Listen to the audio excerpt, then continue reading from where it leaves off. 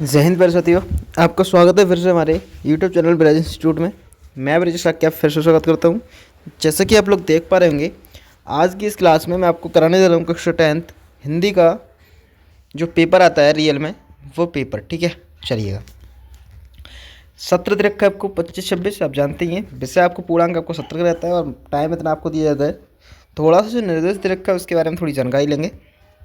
देखो, फर्स्ट जो कह रहा है कि प्रारंभ के 15 मिनट आप जानते हैं विद्यार्थी के लिए हैं, परीक्षार्थी के लिए आपको पढ़ने के दिए जाते हैं।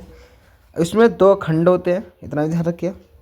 जो खंड 1 होता है वो क्या होता है, तो ध्यान रखना। कह रहा है कि पहला खंड जो होता है बहुल्य प्रश्न, जिसे कहते हैं ऑब्जेक्टिव क्वेश्चन, जिसमें सही विकल्प का चयन ओएमआर शीट पर नीले या काले रंग का। आपको बता दो, नीला तो लेके जाना है और सबके लिए, मतलब नीले से नहीं करना, काले से ही करना। ठीक है, उसे भरना होता है। ध्यान रखना, कटने अगर कोई गलत भी हो जाता है तो आपको काटना नहीं है ना मिटाना, जैसा है वैसे ही रहने देना है। ठीक है, चलो। प्रत्येक प्रश्न के सम्मुख और जो क्वेश्चन है वो आपको सम्मुख दे रखे होंगे क्वेश्चन। सबसे पहले बात करूंगा, मैं इसका आंसर नहीं दे रहा हूँ। आप जो कमेंट करेंगे मेरे नंबर पर, मतलब अगर इसका पीडीएफ पेपर का चाहिए तो आप 84 33 24 56 33 नंबर पर इस पर मैसेज कर देना व्हाट्सएप पे, पीडीएफ में दे दूंगा। पर इसका सॉल्यूशन जब लोगे तो भैया सीधी सी बात यहाँ पर आती है टकती है ना, आपसे कोई चार्ज जाता है, बस आपको कमेंट करना है। आप कमेंट करेंगे, मैं इसका सोल्यूशन लेकर आ जाऊँगा। ठीक है, और इस चैनल को सब्सक्राइब करना है। ठीक है, चलिएगा आगे चलते हैं। देखो, सबसे पहले क्वेश्चन क्या कह रहा है दूसरा सप्तक प्रकाशित हुआ 1943 में, 1951 में, या फिर 1959 में, या फिर 1979 में। ठीक है, सुमित्रा नंदन पंत की रचना है। उर्वशी, पल्लव या साकेत या कामयानी। अगला है छायावाद की मुख्य विशेषता है प्रकृति का मानवीकरण, युद्धों का वर्णन या यथार्थ चित्रण, या फिर भक्ति की प्राधान्यता। ठीक है, अगला कह रहा है मैथिली शरण। मैथिली शरण गुप्त किस युग से संबंधित है, द्विवेद युग से, शुक्ल युग से, या छायावादी युग से, भारतेंद्र युग से। ठीक है, अगला है केशव। केशव को कठिन का काव्य का प्रेत किसने कहा, रामचंद्र शुक्ल ने, ग्रीशन ने, या फिर हजारी प्रसाद द्विवेदी ने, मिश्र बंधु ने। अगला क्वेश्चन मैं थोड़ा जल्दी करूँगा, आपका टाइम बर्बाद नहीं करूँगा।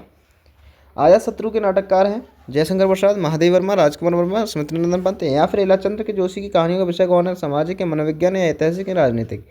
अगला कह रहा है 1 से 1936 तक का समय कौन सा कहलाएगा, शुक्ल काल का, शुक्ल युग कहलाएगा, प्रेमचंद्र युग कहलाएगा, प्रसाद युग, या फिर सभी कौन सा कहलाएगा। मिलान सही करना है आपको, ये मिलान सही करना है भैया। चलिएगा देख लेना। अगला कह रहा है उपन्यास, इसको भी छोड़ दे रहा हूँ मैं, करा तो नहीं रहा फिलहाल में। करुण रस का स्थायी भाव क्या है, जैसे रति होता है, शोक होता है, हास होता है, या निर्वेद होता है। ठीक है, आप जानते हैं। ठीक है, इतना बहुत आसान सा क्वेश्चन ही वाला तो। चलो, अगला कह रहा है सोहत ओले पीत पट श्याम सलोन गात, मनो नीलमणि शैल पर आड़त पड़ो प्रभातम। उपयुक्त पंक्तियों में कौन सा अलंकार है, ये हमसे पूछ रहा है। अगला है ये एक सम्मात्रक छंद है, इसमें 4 चरण होते हैं, प्रत्येक चरण में 11-13 मात्रा, विराम में 24 मात्रा होती है। ये कौन सा छंद के लक्षण है, ये हमसे पूछ लिया है। अगला हमसे क्वेश्चन कह रहा है कि प्रहार शब्द में किसका प्रयोग किया गया है, कौन से उपसर्ग का प्रहार में। ठीक है, उपसर्ग पूछ रहा है। ठीक है, उपसर्ग प्रति आप जानते हैं कौन सा लगाना होता है, उपसर्ग क्या होता है क्या नहीं होता है। ठीक है, चलो चलिएगा।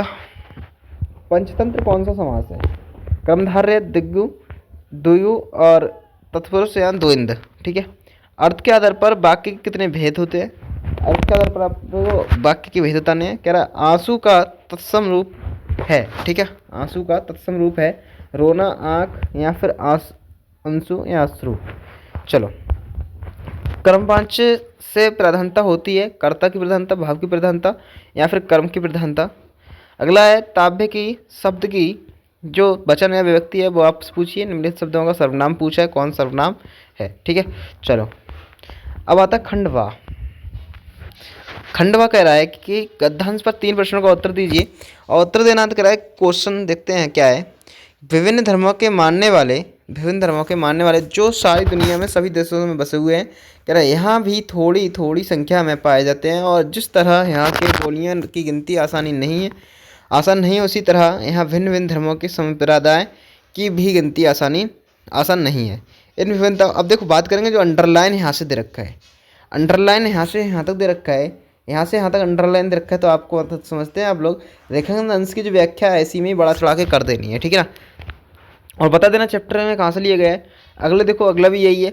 अब इसमें भी एक रेखांकन अंश की व्याख्या करनी है, तो इसका मतलब ये है यहाँ से लेके यहाँ तक जो अंडरलाइन दे रखा है आपको इसके बारे में ही बताना है। ठीक है, रेखांकन और बताना कहाँ से लिया गया है, और कह रहा है कि प्रगतिशीलता का अर्थ क्या है। इसमें शब्द आया होगा एक प्रगतिशीलता।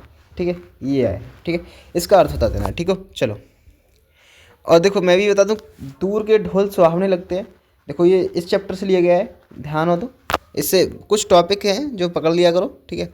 अगला है पद्यांश, कह रहा है मोर पखा सिर्फ ऊपर रखियो, गुंज की माल गरे परियो ओढ़ पीतम्बर। ये कृष्ण जो क्या नाम है, मुझे फिलहाल इतना ध्यान नहीं है, बता दे रहा हूँ मैं क्योंकि टीचर नहीं है फिलहाल। आप जब बात करेंगे आंसर की, आंसर मैं आपको दे दूंगा, ठीक है, जब मॉडल वगैरह से। चलो, फिलहाल मैं तो मैथ का साइंस का टीचर हूँ। चलो, ये मुरलीधर मतलब कृष्ण वाला, यशोदा वाला, मुझे लग रहा है राधा वाला चैप्टर है, ठीक है। चलो, अगला कह रहा है ऊधव मोई व्रज ब्रसद नाई, वृंदावन गोकुल वन उपवन सघन कुंज कुंज की छाई, ठीक है। इसमें भी रेखांश की व्याख्या वसी करना है जो आपको दे रखा है, ठीक है। चलो, अगला कह रहा है किसी एक का संस्कृत दे रखा है, उसका हिंदी बताना है आपको, ठीक है, अनुवाद बताना है। या फिर अगला दे रखा है आपको इसका करना है, दूसरा भी दे रखा है। अगला पांचवा क्वेश्चन कह रहा है हमसे कि आपने पाठ्य पुस्तक के आधार पर सभी प्रश्नों में किसी एक का उत्तर दीजिए। किसका? आपके ज़िले के हिसाब से देना है, ये ध्यान रखना। आपको अपना ज़िला बता दिया होगा कौन से, मतलब आपके ज़िले के जहाँ भी आपका ज़िला है उसने इन्होंने टीचर ने बताया होगा आपको कौन सा याद करना है, ठीक है ना। चलिएगा, चलो देख लेना आप सब, PDF लेना है तो भाई ले सकते हैं। अगला क्या प्रश्न, दिए गए लेखकों में किसी एक का जीवन परिचय एक प्रमुख रचना का उल्लेख कीजिए। आपको ये बताना है। डॉक्टर राजेंद्र प्रसाद, रामधारी दिनकर सिंह, आचार्य रामचंद्र शुक्ल, गारंटी से कह रहा हूँ कोई ना कोई एक आपको देखने को मिलेगा, ठीक है। 100% लिखवा लीजिएगा, कोई भी सही, कोई सी चलेगा सही, ठीक है। खा कह रहा है कि दिए गए कवियों के में से किसी एक जीवन का परिचय देते हुए उनकी प्रमुख रचना का उल्लेख कीजिए। ये 3 है, बिहारीलाल, सूरदास, मैथिली गुप्त, इसमें से भी लिखवा लीजिएगा मुझसे किसी पे भी। चलो, ये कह रहा है कि अपनी पाठ्य पुस्तक में कंठस्थ कोई एक श्लोक लिखिए जो इस प्रश्न पत्र में ना आया हो। आपको एक अपनी पाठ्य पुस्तक से जो याद है आपको, इसलिए कोई सा भी लिख दीजिएगा, इसमें ना आया हो, ठीक है। क्वेश्चन अगला कह रहा है निम्नलिखित में से किन्हीं 2 प्रश्न के उत्तर संस्कृत में दीजिएगा। आपको जैसे भारत संस्कृतम मूल के मस्ती, चंद्रशेखर का आश्रित, मतलब चंद्रशेखर कौन था, ठीक है। पुरुषराज कैन सह युद्धम क्रोध।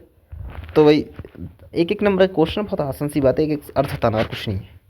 निम्नलिखित किसी एक विषय पर निबंध लिखिएगा, यातायात के नियम, जनसंख्या, लाभ हानि या फिर प्रदूषण या फिर विज्ञान पर, ठीक है। चलो,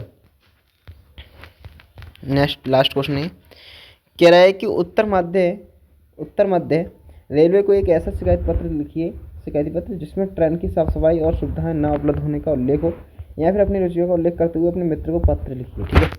ये हमारा पेपर रहा भाई, ध्यान रखना। और ये 100% बता रहा हूँ आपको, पेपर रियलिटी में आपको यही पेपर देखने को मिलेगा, ठीक है, टेंशन नहीं लेना भाई। चलो,